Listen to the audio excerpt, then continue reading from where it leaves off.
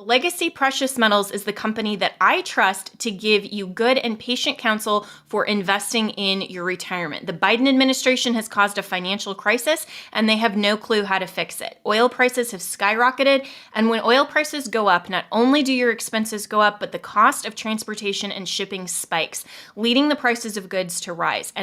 And we are already seeing record inflation. That's the last thing that we need. Our economy is in trouble, and you need to take steps to protect yourself. If all your money is tied up in stocks, bonds, and traditional markets, you may be vulnerable. So gold is one of the very best ways to protect your retirement. No matter what happens, you own your own gold. It's real, it's physical, and it's always been valuable since the dawn of time. Call Legacy Precious Metals today at 866-528-1903 or visit them online at legacypminvestments.com. That's legacypminvestments.com, where you can download the free investor's guide. You can also go to my Facebook page, Jenna Ellis. I am a public figure on Facebook, and I just posted yesterday a really great interview with the president of Legacy Precious Metals, who is discussing why you need to start your retirement account even if you're in your 20s or 30s. There is always a great time to protect your retirement and invest, just like you want to protect your health over the long term. So go to Legacy Precious Metals at legacypminvestments.com or call 866-528-1903. As a constitutional law attorney, former senior legal advisor, and personal counsel to President Donald J. Trump, Jenna Ellis believes in the rule of law and the importance of integrity in our elections. And she's ready to tackle the big cultural and legal issues facing America. This is the Jenna Ellis Show. Here is your host, Jenna Ellis. Hello, friends, and welcome to another episode of the Jenna Ellis Show. I'm Jenna Ellis, and we are on House Speaker Watch. So today has been no different than yesterday in terms of all of the drama that is unfolding on the congressional floor. And some people think this is great because this finally means that we're seeing the debate, we're seeing the back and forth. Other people think, hey, these 20 at least that are opposing Kevin McCarthy really need to be team players and the infighting isn't good. So I think overall, regardless of what side you fall on, this discussion is a very, very good thing, not just for the party, but also for the country. But joining me now is my good friend Doug Collins, who is the host of the Doug Collins podcast right here on Salem Podcast Network and a former member of Congress from the great state of Georgia. So Doug, you would know this better than me. And as we were discussing right before the show, you have lived through the past 8 years of kind of this percolating. So what are your thoughts going into now what is likely going to end up being, potentially double digits of votes and losses for Kevin McCarthy? Where do we go from here? Well, Jen, it's good to be with you. Look, let me just start off by saying this is not, at a certain point in time, this is, it's a debate, it's a discussion. I don't know if you were ever a fan of the old show, The West Wing. If you remember that show, yeah. I love that show. And look, it had a liberal bent, but it had a lot of conservative bent. But if you remember that time when they went into it was the Santos election, it was the Alan Alda, the characters. They came to a time that they said, one vote, one floor vote, fine, 2 votes, fine, 3 votes is ridiculous. And we're getting to that point now. And this is, I said this before earlier today on this vote, that the pressure is no longer on the 20 who have voted against Kevin McCarthy. The pressure is on Kevin McCarthy. The 20 who've already made their choice and made their determination, there's no going back on that, especially if they don't get anything, quote, for what they're doing. They're in no pressure at all. Now, it's Kevin McCarthy who's under pressure now to either say, look, I gave it my best shot and my lifelong dream is now over. And after spending the last 6 years on my road, electing many of the same ones who are now opposing me, I'll drop off, I'll nominate somebody else, and then I'm going to walk off the world stage, which is probably what would happen. But let's take a step back. This didn't happen this month. This didn't happen this year. This has been started all the way back in 2010, 11, really, when the first group of new conservatives came in after the Tea Party issue of the Obamacare, Dodd-Frank, and this was under, remember, the leadership back then of Boehner, Cantor, McCarthy, and Ryan, who brought in this new group. Not sure how to deal with it. Every year since then, Republicans have had struggles, at least minor struggles, most behind the scenes, on electing the speaker. It became a badge of honor for some to not vote for Ryan or Boehner or anybody else for that matter. And all it did was sort of mask what was going on underneath. And this is now full blown because the 20 had the ability to vote. Think about this, Jenna. If the Republicans had done what we had hoped they would have done in the House and got a 25, 30 seat majority, we wouldn't be having this conversation. That's a great point, that it's only because of the slight Republican majority and the lack of this overwhelming red wave that you even have the possibility of this type of debate on the House floor. And maybe ultimately this will be a good thing. Maybe this has been percolating for the last over a decade. And, you're seeing a lot of people on social media, whether or not Twitter is really a temperature of the average American, I don't know. But there are a lot of people that are in these polls and are tweeting, and not just people who are in politics, like you and I are in terms of the nitty gritty every day, but, some just regular Americans who are sick and tired of the establishment. They're tired of whether it's just establishment versus Democrat. And so they want this type of pushback. They want this type of change. So in your mind, is that type of change really what's behind the people like Chip Roy and Matt Gaetz? Is this just a self-serving type of posturing, or are they really trying to accomplish something that now, just because of the lack of red wave, they're finally getting the opportunity to do that? I look at the end, and I don't want to assert motive here, okay? And I'm not going to Matt, who's a good friend. I know Chip very well. I mean, the sad part of it is I got friends on both sides of this. I worked out with all of them. Let me just say a few things. Number one, they wouldn't be doing this if there was a 20 vote lead. They may vote 20 against Kevin McCarthy, but it wouldn't matter. Kevin would have the more votes and it'd be over with. This would be done. I think part of this goes back to the summer when Kevin thought that he was going to have more votes to play with, so he didn't engage in negotiations earlier. So again, it's a little bit coming back to bite it. But at the end of the day, this is, frankly, Jen, this has just become personal. I mean, I heard it in the last speech that was given by Lauren Boebert. When you got to the point, I was called by the former president and told not to do this. Well, maybe he should call Kevin and the others. And you also heard it in Warren Davidson's speech, who I know Warren, who nominated Kevin for this fifth ballot that is just happening, in this day. And it was interesting to hear him say some things. And I sat back and watched some of these same individuals and the same conversations flip the circuit here. I mean, back when we were trying to get tax reform done, healthcare done, it was like, there was no talk of this team player stuff. It was not get to 218. It was like, well, you got to add my amendment or I'm not going to vote for it. And so it's sort of come full circle here. And I'm not throwing off on anybody, but you can't always play the antagonist and get what you want and then quote Reagan saying you're going to get you'll try to compromise and get what as best you can. I've always been an 80% person. If I can get 80% of what I'm looking for, I'm going to go with it because I can always come back and get more. 80% is better than zero. And this has become the whole process. I've talked to members in the last few hours and days that are just, I'm not sure where they go back in this. Let's just say even Kevin gets bombed, they get another speaker, put in your whoever name is, they're going to have a hard time.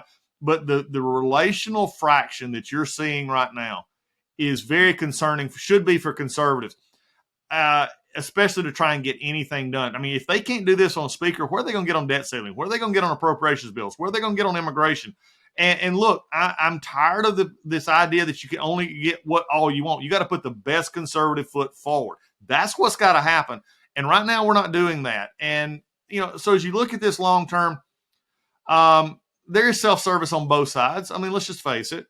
But at a certain point in time, also, I think you made a point about Twitter. I believe Twitter is a good representation of Twitter. I don't believe it's a good representation of much anything else. If that be true, then Republicans would have dominated in every race, especially conservative Twitter.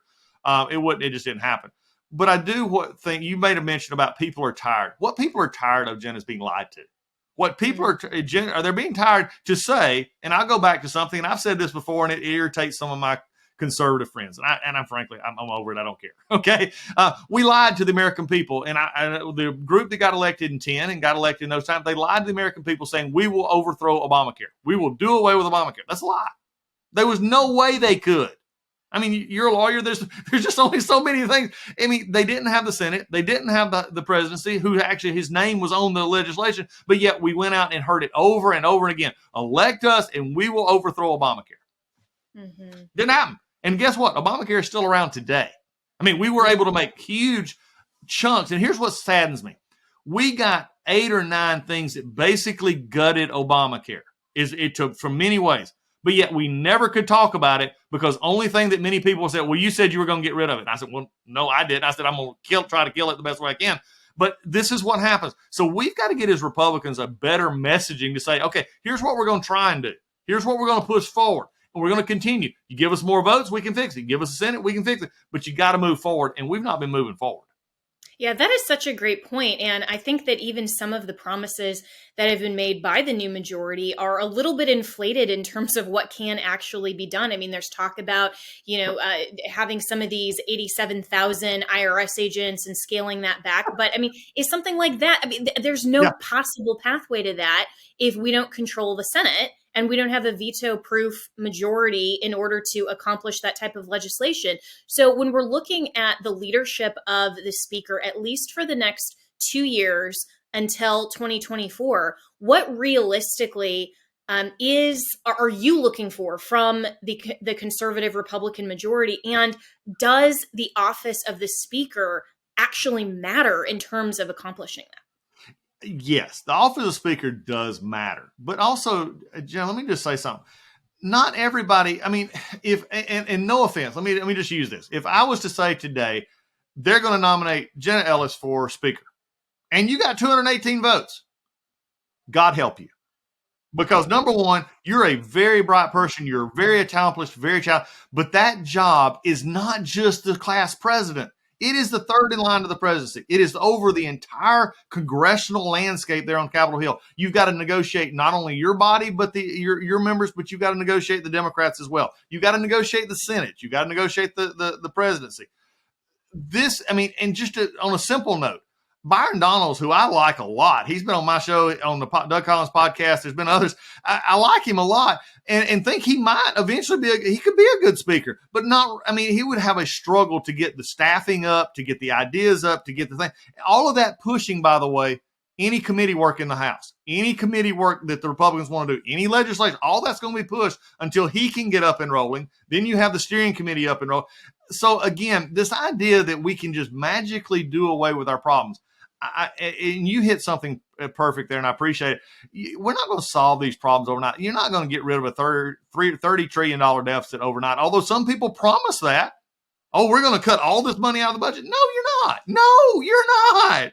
You're going to have to start taking it in incremental. I'm glad to at least hear both sides talking about growth that can move us toward a project. Maybe that's the best thing that's coming out of this so far. But whoever they get, I hope they turn out well, but I have a reminder for your listeners that when John Boehner, which everybody wanted to see gone, when John said he wasn't going to, he'd stay till we got a new speaker. McCarthy was stepped forward. McCarthy was shot down. A couple others were not nominated. And Paul Ryan, who did not want to be speaker, was made speaker. And all those people who were going to vote against McCarthy voted for Paul Ryan. Just a reminder. Yeah.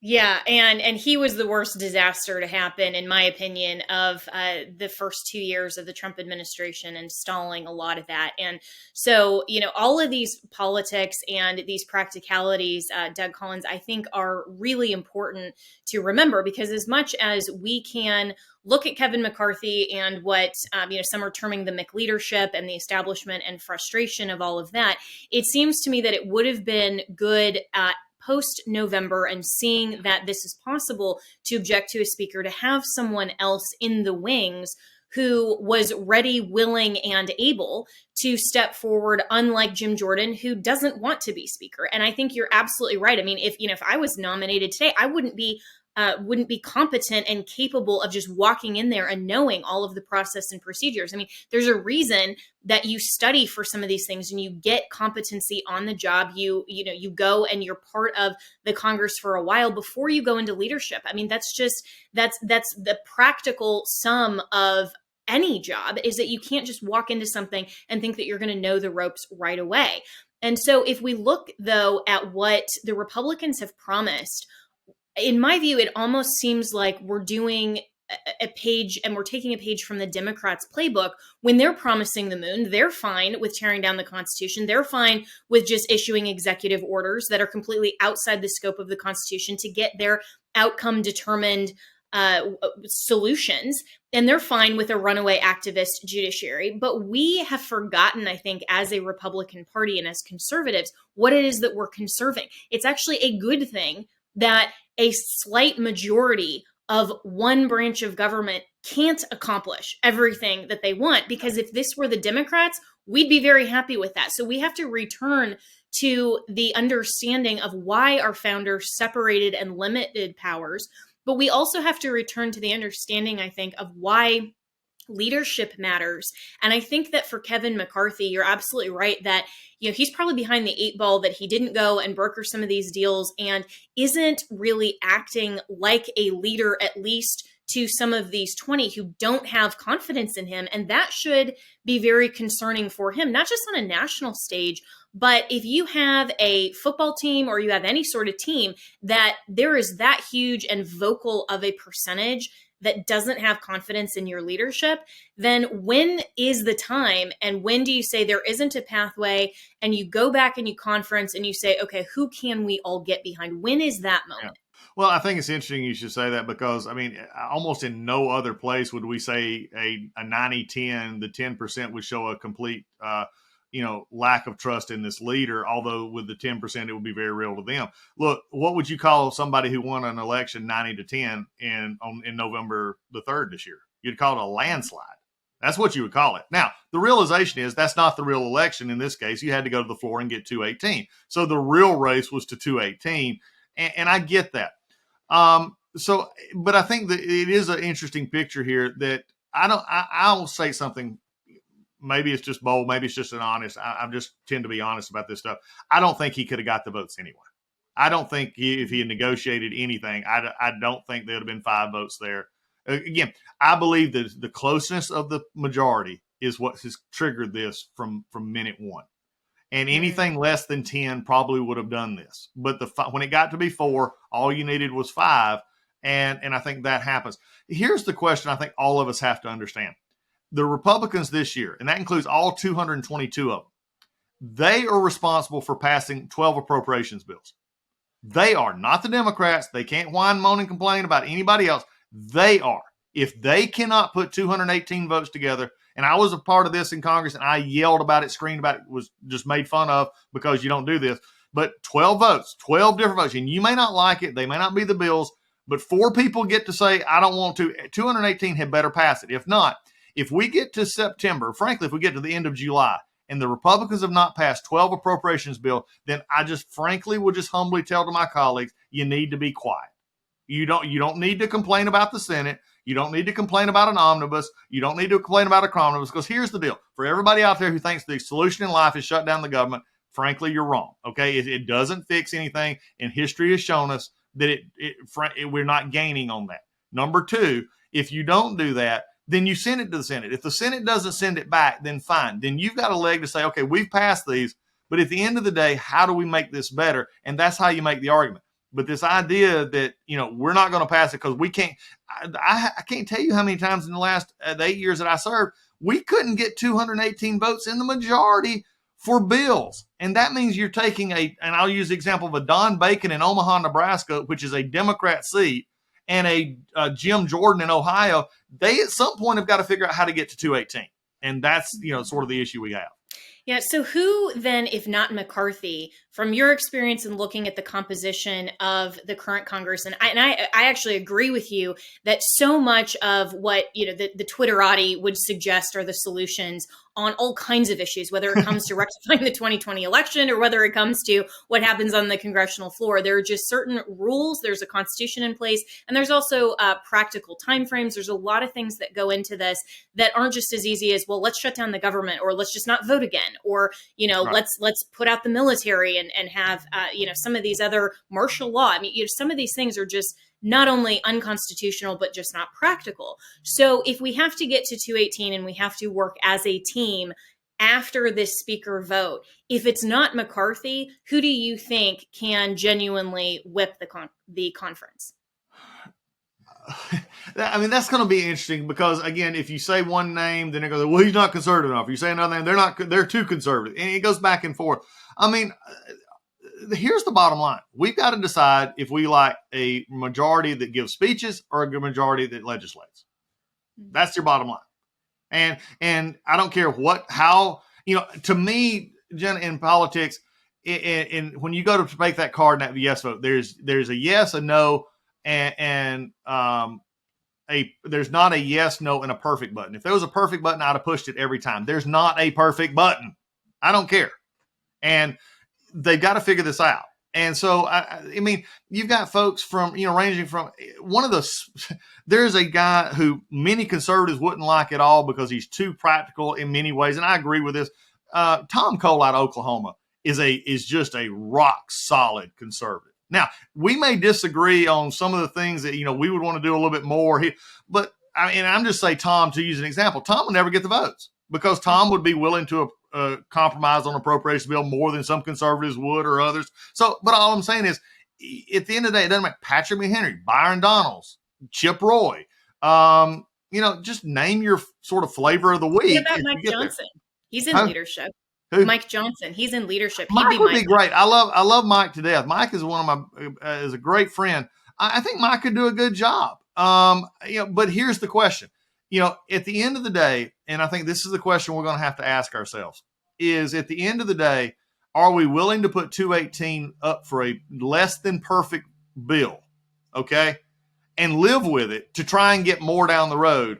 Or if Mike Johnson put up an appropriations bill that 10 Republican or 10 conservatives says not conservative enough, then all of a sudden they turn on Mike. Mike becomes a rhino.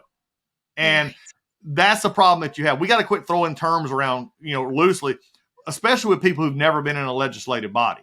And if you've never had the vote, now I have great ideas from friends who've never been in legislature, but at the end of the day, it's 218 or you're making YouTube speeches. I mean, that's the bottom line. And so I think Mike, there's several, Kelly Armstrong. I can name off tons. Greg Stubbe. I like Greg. But at the end of the day, though, are you going to let them be a leader, or is it going to be you're only a leader if you agree with me? And I think that's the part that we're struggling with as a conference right now.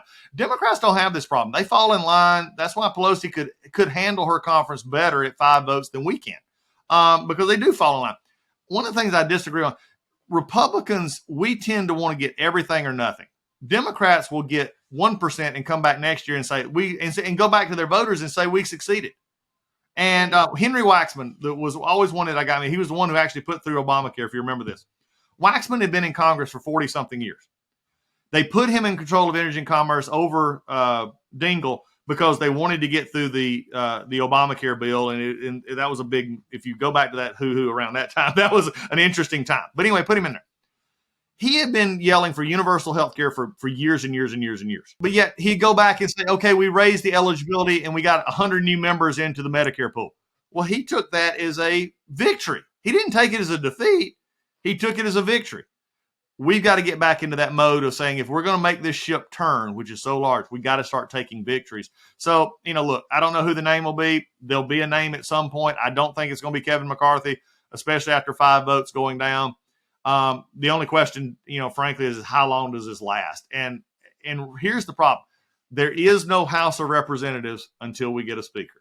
Yeah, well, so well said. And, Doug Collins, I think that everything that you said, that listeners should really take heart in the sense that they need to internalize what you just said, because there is this contingent of conservatives that do want perfection, and they think that we are not making any differences in this country unless we get 100% of everything that this fictitious we want. Because if I got 100% of what I wanted, that actually wouldn't speak for all Republicans, right?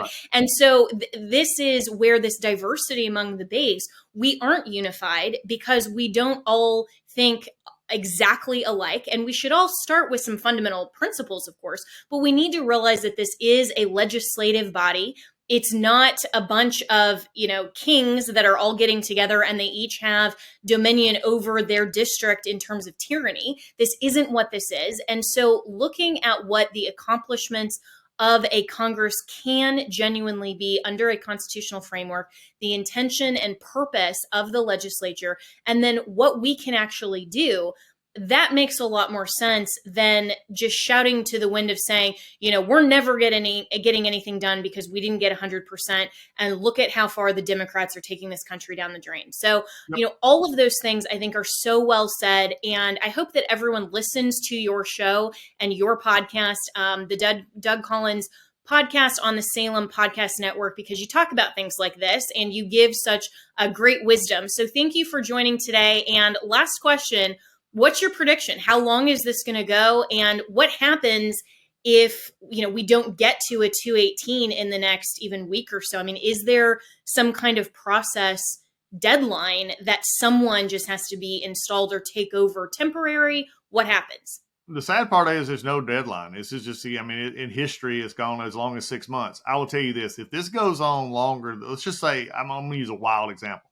If we get into the weekend and we don't have a speaker, I'm fearful for the Republican brand and majority going forward. You're going to lose people, folks. This is a concerning part. I figure this will end by the next 24 to 48 hours, but don't underestimate how hard this is. I think for Kevin McCarthy, everybody says, "Well, you just ought to give up." You've put everything in your life. We may disagree on a lot of things. You look at the voting record. He stuck by Donald Trump. Think about the things here. And you're asking him basically to give up.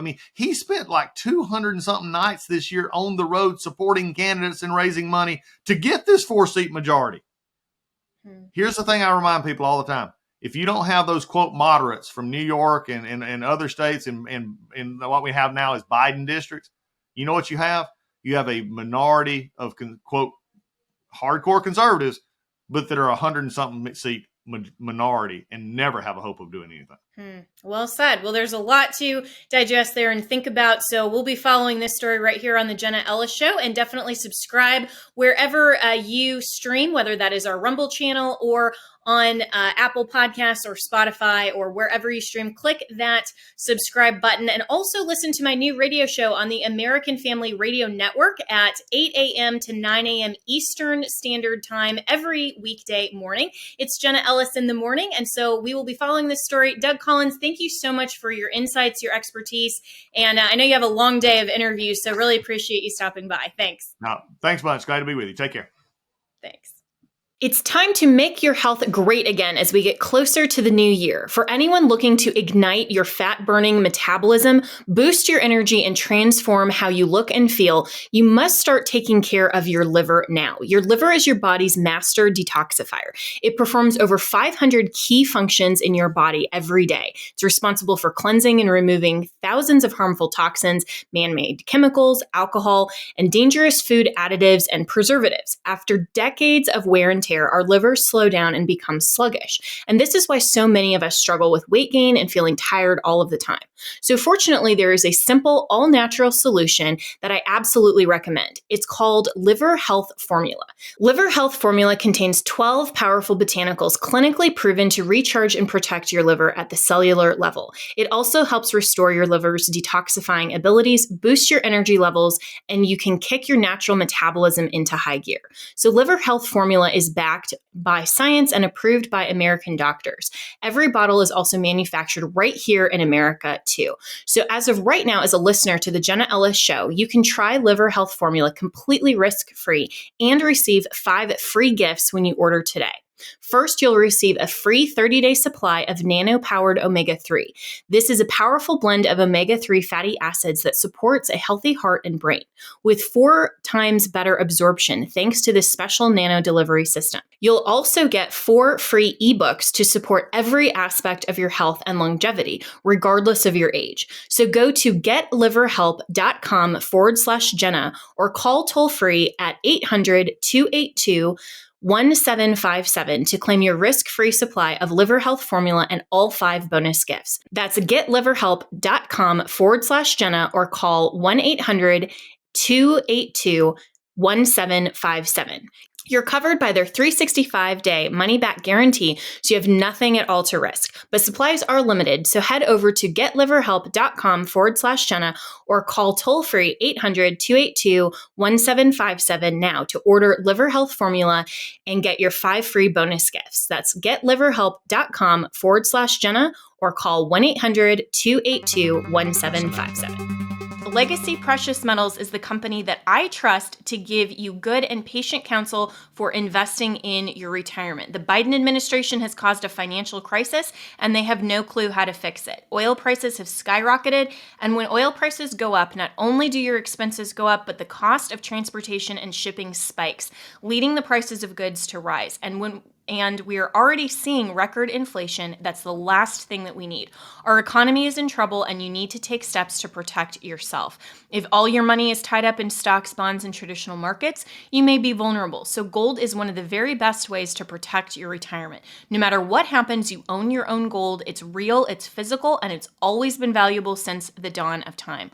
Call Legacy Precious Metals today at 866-528-1903 or visit them online at legacypminvestments.com. That's legacypminvestments.com, where you can download the free investor's guide. You can also go to my Facebook page, Jenna Ellis. I am a public figure on Facebook. You need to start your retirement account even if you're in your 20s or 30s. There is always a great time to protect your retirement and invest, just like you want to protect your health over the long term. So go to Legacy Precious Metals at legacypminvestments.com or call 866-528-1903.